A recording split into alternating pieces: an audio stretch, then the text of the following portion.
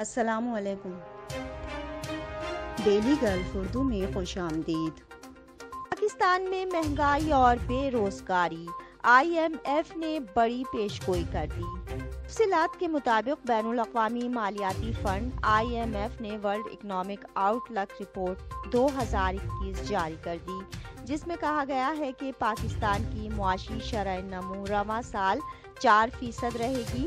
حکومت نے شرح نمو 4.8% ہونے کا ہدف رکھا ہے۔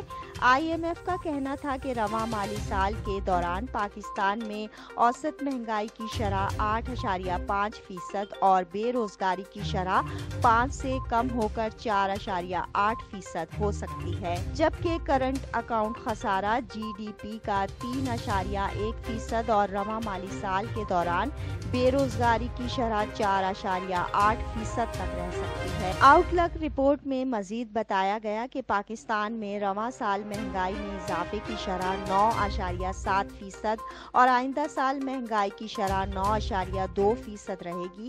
IMF نے پیشگوئی کی ہے کہ پاکستان میں 2026 میں مہنگائی کی شرح کم ہو کر 6.5% ہو جائے گی۔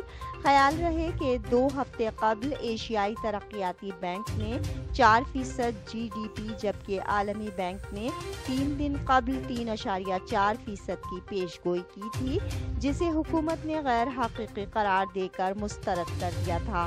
اسٹیٹ بینک آف پاکستان نے رواں مالی سال GDP کی شرح نمو 4 سے 5% کے اوپر رہنے کی پیشگوئی کی ہے۔ اب تک کے لیے اتنا ہی۔ اگلے بلیٹن تک کے لیے خدا حافظ۔